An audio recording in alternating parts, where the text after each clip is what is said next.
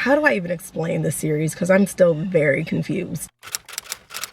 Hi friends, it's me again. We are at the end of July, which means another reading wrap up, which means another month where I failed to read more than like 6 books. Whatever. I picked up a lot of series this month because I do tend to finish books quicker when they're in a series. I've talked about the series in my past 2 book videos, I believe, but I did finish the mindf series at the beginning of this month. It was spectacular, one of my favorite things ever. The last book made me cry. The series as a whole just made me like really emotional because I was very attached to Lana and Logan, more so Lana. She deserves the world. I miss her every single day, and now she is one of my favorite female main characters ever. This series is one of my favorite series ever, so I don't want to go too much in depth about the mindfuck series because I have been talking about it non-stop, but if you have not picked it up yet, please do. It's really worth it. Check up trigger warnings and let me know if you like it or not, please.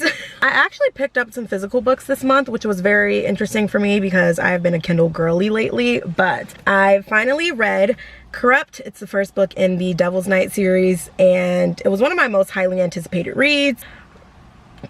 It was interesting. The Devil's Night series is a book talk favorite. I've seen so much on this series. I've had this book for almost a year now, and I was really excited to jump in. I had no idea what it was about. All I heard about was a steam room scene, and it did deliver, I guess. How do I even explain this series? Because I'm still very confused. It follows the 4 horsemen, which are a group of boys. You have Michael, Kai, Damon, and Will. This book is told from Michael's point of view and Erica's, aka Rika, aka the worst nickname ever. I don't know why. I just really hate that name. Like, why couldn't we call her Erica? What's wrong with Erica? This is told in past and present chapters. So you have the past where they are in high school. Well, Erica's in high school. The boys are not. They just come back for Devil's Night to kind of like terrorize the town in mass. Very interesting, intriguing stuff. In the past, something goes wrong on Devil's Night between Rika and the guys. The present chapters are of them kind of like wanting to get revenge on her for what she supposedly did, which was an interesting plot. I really did enjoy that plot. I was very entertained. I'm telling you right now, if you pick up the series, throw your feminism away. I really struggled morally with a lot of things in this book. A lot of people say it's a dark series, and I can understand where they're coming from, but to me it wasn't even that dark. It was just misogynistic, written through the male gaze, and just abusive. Like, I don't even want to say these are morally great characters. They just all suck collectively. I was not rooting for a single person. It was literally just like a train wreck that you couldn't tear your eyes away from. So I gave it 3 stars. Wasn't horrible, but also wasn't good. This book wasn't good, but I ate it up. So I finally picked up Daisy Jones and the Six. I've also had this book for about a year. It's been sitting on my shelf collecting dust, and I was like, you know what? This month is the month that I'm gonna do it. I'm gonna read Daisy Jones. She was phenomenal, okay? I definitely understand why people are obsessed with this, why people claim it to be their favorite book ever. I was not expecting to cry reading this. Like, this shit hurt. The entire premise of this is about a band from the 60s, and you are essentially just going through their life with them. They're doing drugs and performing and having sex, battling addiction, being there for each other, like handling their tension. There was so much tension in this book. Like, I think that's what made me cry the most. It was beautifully written. I really understand why everyone loves this book a lot. I gave it 5 stars. I will say that Evelyn Hugo is still my favorite TJR book. Like, I do prefer that one over this, but this was still perfection. The only thing that I had to complain about was like the ending. I felt it was rushed, which makes sense because on the back it even says that they have an abrupt ending, but I wanted more. I cannot wait for the TV show. It's gonna be freaking amazing, and I'm glad that I finally read this so that I'm prepared for the TV show because I'm obsessed. So then the next book I picked up was Faking with Benefits. I read this on KU. Here's the deal. This story is a friends to lovers rom-com reverse harem. If you know me, you know that those are 3 of my favorite things in the world. So combining all of that and putting them into one book, it was like pure crack to me. I have Layla, who sucks at dating. Like, she just wants to find a husband because on her list that she made when she was like 12, she wanted to have a husband by the time she was 30, and her window is kind of ticking down, you know, like she's 28, so she's gotta get the ball rolling. But it's not working out for homegirl, and I mean, been there, done that. Layla lives across the hall from 3 guys who are her friends. You have Zach, Josh, and Luke, I believe. They all live together. They run a podcast. Luke used to be Layla's teacher, and Zach used to be a rugby player. Zach's more of like the playboy. Josh has the biggest crush on Layla that he has not told her about, and Luke is the oldest of them. Zach and Josh offer to help Layla try to date because she really sucks at it, so they're there to help her flirt. So they agree to be in a fake relationship with each other, right? Y'all, this book was so good. I devoured it. It was like 500 pages and I got to the 50% mark the day I opened it. Y'all know I love reverse harems, poly relationships, so it gave me everything I needed, plus being a rom-com, plus being friends to lovers. Phenomenal. The smut,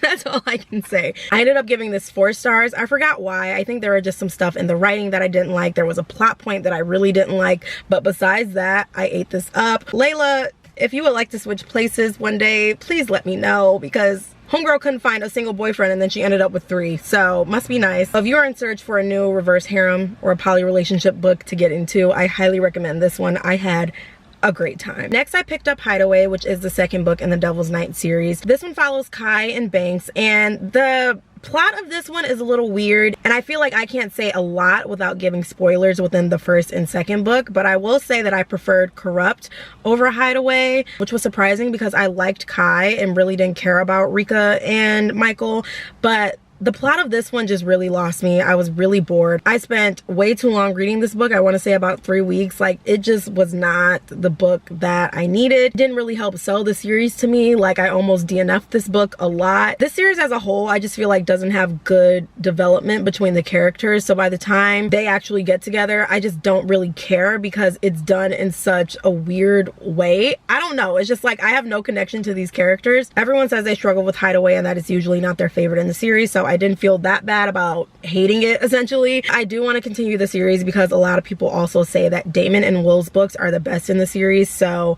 I'm excited. I'm more so excited for Will's book because he is slowly becoming my favorite, even though I really don't like him either. So it's weird. I'm just waiting for this series to sell me. I'm hoping that the plots in the third and fourth book really wow me, because the first 2 were just aggressively okay to me. I ended up giving Hideaway like 3 stars as well. It wasn't horrible, but I didn't like it. So I feel like I didn't like it mainly because I was bored. Like, the book was just very boring to me, so I kind of didn't care about the plot, about the characters.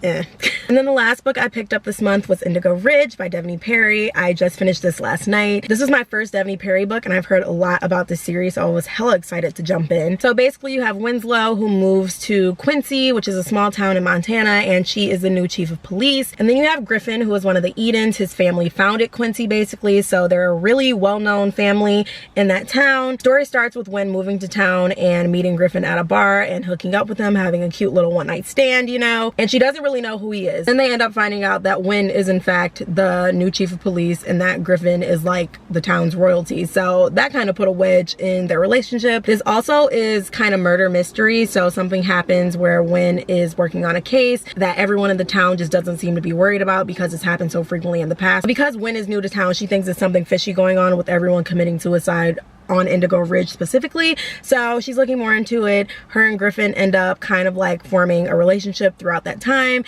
and it was cute. The writing in this was very mature. There was no third act breakup, which I really love. Like, you have these 2 characters who just work things out, who talk and communicate, which I'm a big fan of. However, I ended up giving this a 3.5. I really liked it. Don't get me wrong. I really love it. I'm gonna pick up the rest of the books in this series. I just think that I have to get used to Devney Perry's writing because she does a lot of telling instead of showing you. So you'd be reading a chapter and then all of a sudden it's like, oh, a week later this happened, and I just hate when books are told like that because it really takes me out of the story. It really kind of makes me not connect with the characters as much because all of this stuff is happening, but it's not written on the page. Like, does that make sense? So it's just kind of like, oh yeah, we did this 2 weeks ago. And I'm like, well, I wish I would have been there to see that. So there was just a lot of time that passed, but like not a lot of good development for me to like really feel attached to these characters. Some of the writing felt a little repetitive to me, especially because we weren't seeing a lot of what was going on. So for instance, this book has a lot of fade to black moments in them, but then the characters talk about those fade to black moments, and it drove me crazy because I just feel like we wouldn't have to keep bringing up this one night stand and what happened if I was just there to see it and witness it, you know? So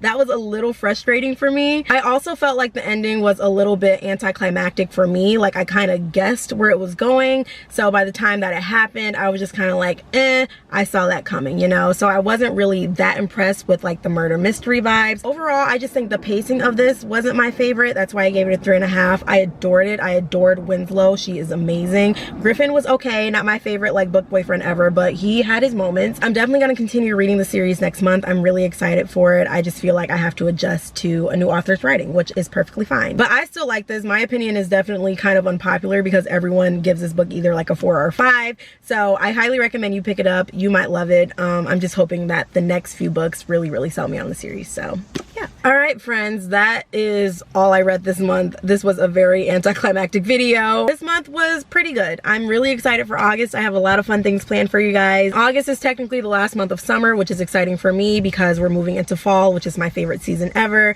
and I'm just excited for the vibes. But anyway, as usual, if you like this video, give it a thumbs up. If you like me, please subscribe, and I will see you guys in August.